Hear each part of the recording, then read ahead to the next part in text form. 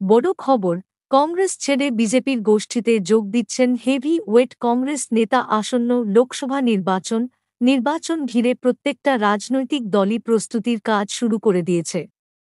তবে নির্বাচনের আগেই বড় ভাঙন দেখা গেল কংগ্রেস দলে। আজ কংগ্রেসের প্রাথমিক সদস্য পদ থেকে ইস্তফা দিলেন হেভি ওয়েস্ট কংগ্রেস নেতা মিলিন্দ দেওরা। সূত্র মারফত জানা গেছে, কংগ্রেস থেকে ইস্তফা দেওয়ার পরই তিনি যোগ দেবেন বিজেপির গোষ্ঠী শিবসেনায়, অর্থাৎ একনাথ শিন্ডের দল শিবসেনা, যা বর্তমানে বিজেপির গোষ্ঠীবদ্ধ রয়েছে। লোকসভা নির্বাচনের আগেই কংগ্রেসের ভাঙনে চিন্তিত কংগ্রেস নেতারা।